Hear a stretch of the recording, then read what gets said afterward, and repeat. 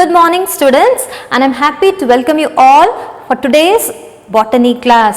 So let's see what you are going to learn today. So today's topic is artificial vegetative propagation. So in our previous class already we have studied about the various methods of natural vegetative propagation, right? So in this class we will be learning about artificial vegetative propagation. Okay, so let's start.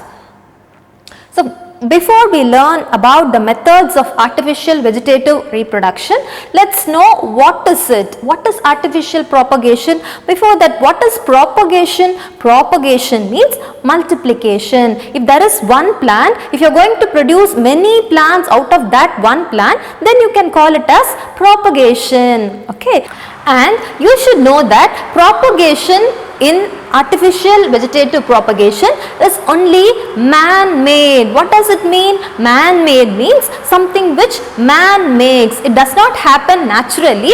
Usually if you have one plant, nearby you can find the same plant in many in number, right? How? Because of the dispersal of the seeds, or because of pollination, many more plants can be seen surrounding that area. That is by natural means. But in artificial means, it does not multiply by itself. Man does something. He either cuts the stem or he either buries the stem, and then if the multiplication is happening, that is called as man-made, because it doesn't happen naturally. Man is forcing it to multiply or produce a new plant. That's why this type of propagation is man-made. What is the advantage why you need to do it artificially when it can happen naturally? Why? The reason is because you can produce many plants within a very short duration. Within some time, within a very less period of time, you can produce many plants by this method of artificial vegetative propagation. That is the major advantage. And then the applications, where actually we are doing this, we are not daily doing this at home, right? So where it is actually happening? In ornamental plants and horticulture, it is used. In agriculture also it is used, and horticulture it is used. What is this word horticulture? This may be new to you, right? Horticulture means, agriculture means usually the daily requirement of the man is made. Suppose if a farmer plants a paddy plant or a wheat plant, the rice or the wheat what we get is the daily need for human to eat, right? It is a basic need. Without that we cannot survive. If a man or a farmer is cultivating such type of plants which is mandatory or which is the basic requirement for mankind, then it is called as agriculture. Horticulture means it will not be a basic need, but it will be like a sophisticated need. Say for example, cultivation of mangoes or cultivation of decorative flowers. These are all not mandatory. Mandatory means compulsory. This is not compulsory, but anyway man is a bit sophisticated to use them. Okay, like decorating the house, it is not bad, but it is not the basic need, I mean. Okay, so cultivation of such fruits like mangoes or apples, which is not the basic need, or cultivation of flowers or plants for decorative purposes, they all come under horticulture. So either for agriculture or horticulture, this type of artificial vegetative propagation is used by the farmers or other simple men. Then, what are the two types of artificial vegetative propagation? The first one is called traditional way and the second one is called modern way. The name itself suggests, right? Traditional means for many ages our ancestors were using these methods as artificial vegetative propagation. Modern ways means recently within the 10-15 years it has been developed, some technology has been developed for artificial vegetative propagation. Okay, so in the traditional way there are three types and in modern way there is one type. Okay, so let's learn what they are. In traditional way of artificial vegetative propagation was carried out either by cutting or layering or grafting. So what are the three ways of traditional artificial vegetative propagation? Cutting, layering and grafting. About these three methods we learn in detail in the next slides in today's class itself. And the modern way of artificial vegetative propagation is called tissue culture, a fancy word which is spelled so much during the early recent days, right? So tissue culture, that also we are going to learn. So about cutting, layering, grafting and tissue culture I am going to explain you in the upcoming slides. Okay, the first method is cutting. This is a very common method. Even you and me use this method at home. Suppose if you have a rose plant at your home, and if your neighbor wants the same rose plant, what you will do, you will cut a stick from that plant and give it to the neighbor will plant it in the ground, no? So that is the process of cutting. It is a very traditional method, but still even in the current days in nurseries all, if you go, they will propagate new rose plants by this way only. They cut the stem and put it into small packets all, so that a new plant can be produced. So what you do with the knife or a scissors, you cut the part of the stem, especially this is common in rose plants. See, all the plants cannot be propagated by the same method. For certain plants it will work only by cutting. For certain plants it will work only with layering method. So all the methods cannot be applied to all the plants. Okay, so in rose plants you can do this cutting. So cut the stem, then what is shown in the picture, you are burying the cut portion of the stem into the soil in a new pot, and after 45 days or something the leaves and the flowers are developed. Okay, so what is the process here? Cut the plant stem and then bury it into the soil, and it will develop roots and shoots. When you can say that your process of cutting method is successful? Only when it starts producing root and leaves, it is evident that you are successful in this process. Every time, have you noted, sometimes if the process is not successful, the stem will just dry away. Okay, so this is about cutting, and the example, as I told you, this method can be applied in rose plants and sugarcane plants. So sugarcane also, during a Pongal season all, when you eat sugarcane, and sometimes if you plant it in the garden, it will grow into a new plant. Have you done this? So if you are not done, do it in the upcoming year. Surely sugarcane will develop, because cutting is the method for sugarcane propagation. Okay, so the next method is layering. Layering, already in natural vegetative propagation I told about layering. What is layering? It is common in jasmine plants. What you do, if there is a stem like this, you just bend the stem and bury it into the soil. Okay, the lower the branch of the stem and cover it with the soil. Can you see, it is covered with soil. You are bending the stem, putting into the soil, and a stone is placed because the stem doesn't come up, and you are watering the plant. When you do that, what will happen? Roots will develop. See, can you see roots here? So roots are developed in this region. Okay, once roots are developed, what you can do, you can cut this portion, you can cut, and this will develop into a individual plant or a new plant. So this is about the layering method. What is the next method? Okay, the example for layering way of propagation is jasmine plants. If you have jasmine plants at home, you can bury it under you can take the upper portion of the stem, bury it under the soil, and you can wait for root development, then you can cut, then you will get a new jasmine plant. The last method of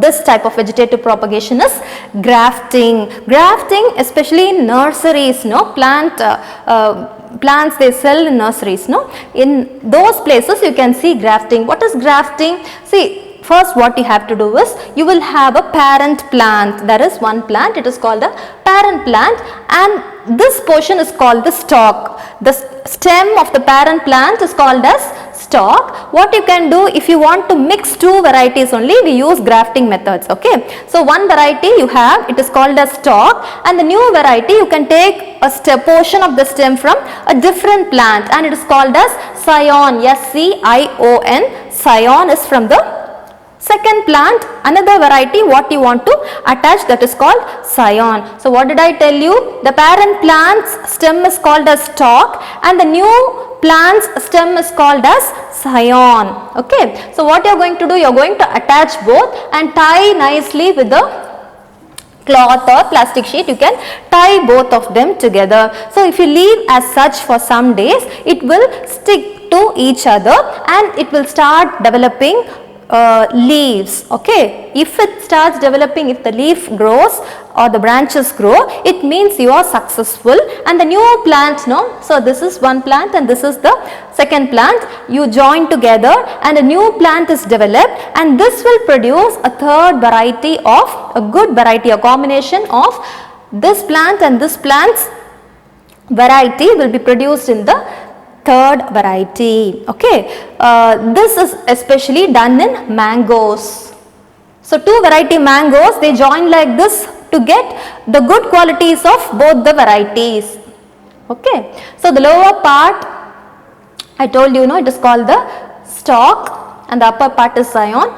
Tie it together and join so that it develops into one plant. Example is mango and rose plants undergo this process. So next let's learn about the advantages of artificial vegetative propagation. The first advantage is it is rapid. What does rapid means? Rapid means fast. What is rapid? Rapid refers to fast.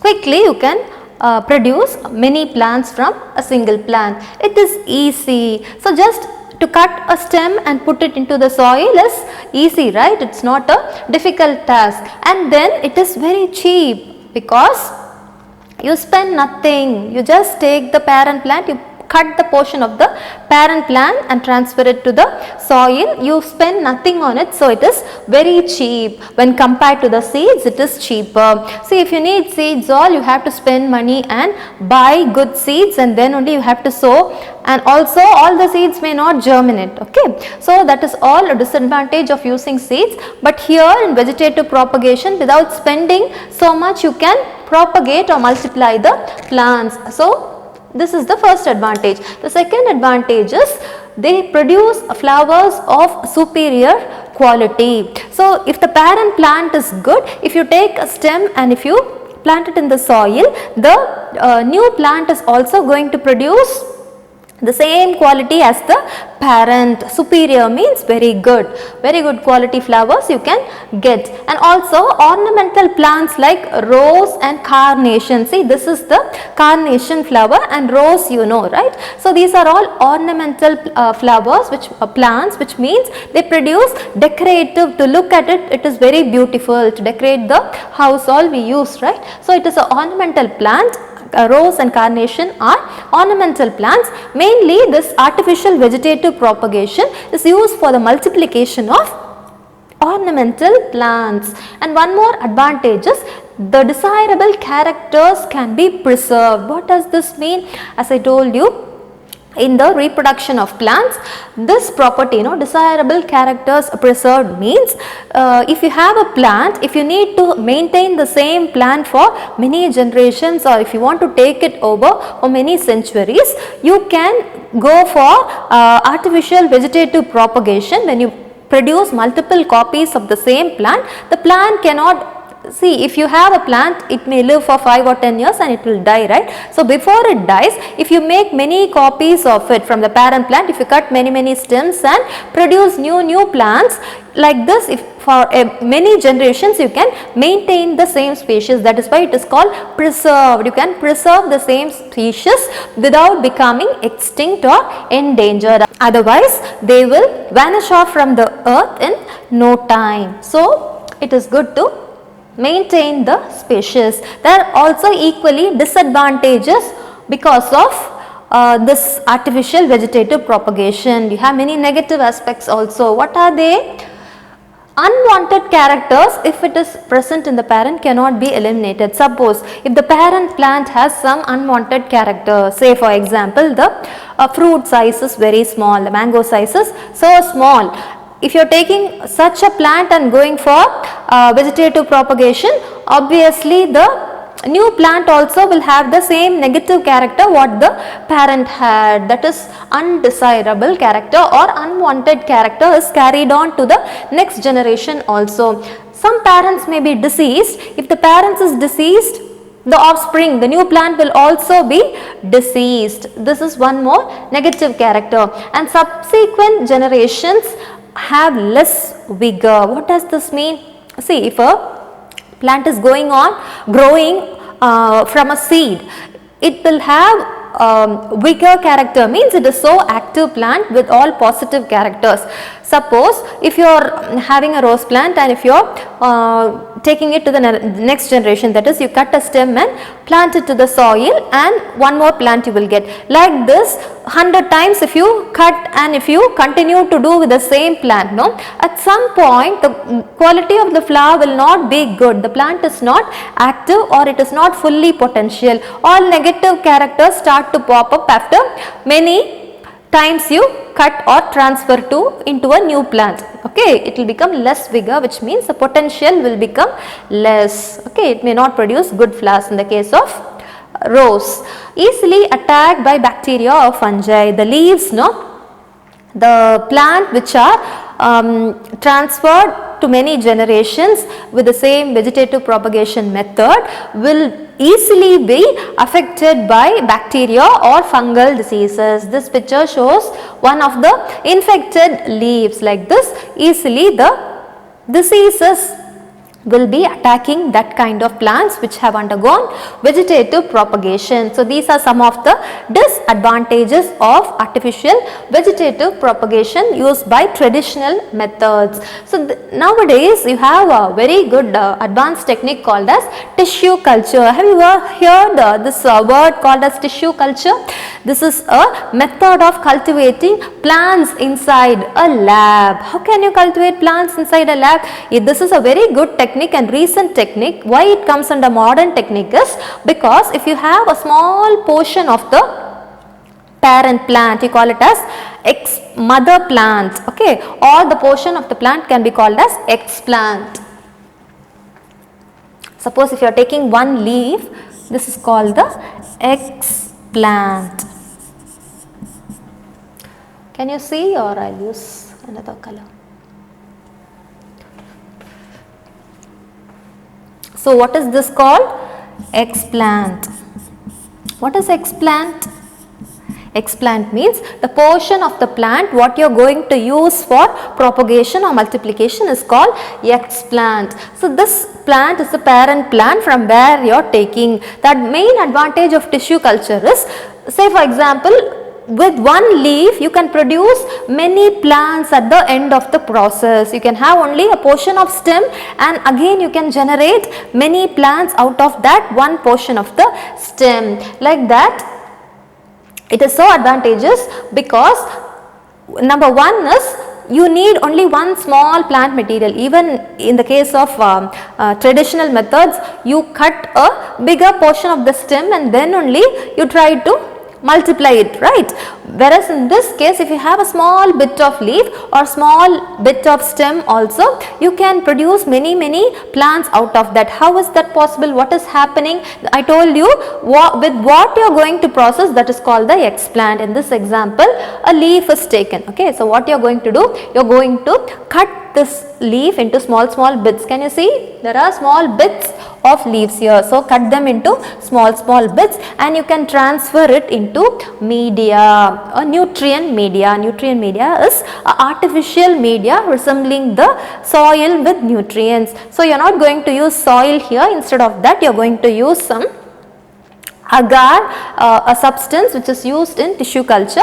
Inside that it will be provided with the nutrients what all is required for the growth of the plant. So, what you have done, you have taken a leaf, cut into small bits and just put it inside the nutrient media and close it with a rubber cork or a cotton. Why you need to close it? Because the atmosphere or the environment will have so much of bacteria or other organisms and it may be prone to infection. So to avoid that, you are maintaining a sterile environment where there is no bacteria at all. So you have provided nutrients to this piece of leaf which you call the explant. So what happens? A structure called as callus develops. Can you see a round like portion? So from this bit of leaf a callus has developed. This is called as callus.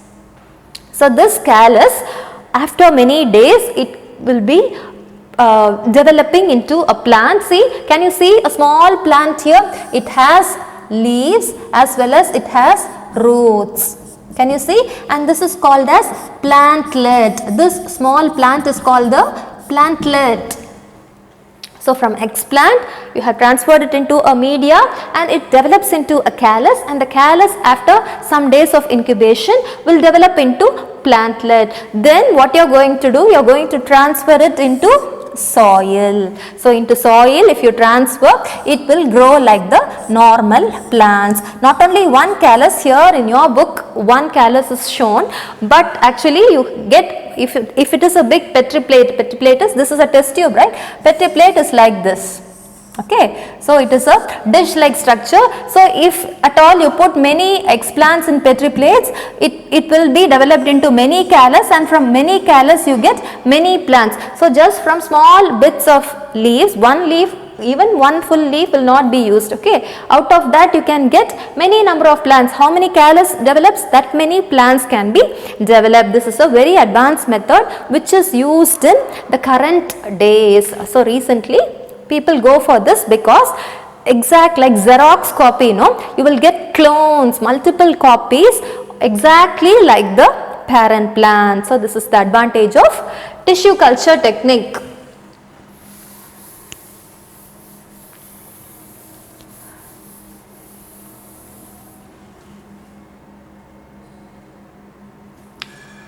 So for today's homework, you are going to read page number 34 to 36. Immediately after this class, please read these pages so that you will remember for a longer time. Okay, so that is all for today's class, and until I meet you in your next class, you all take care and bye bye.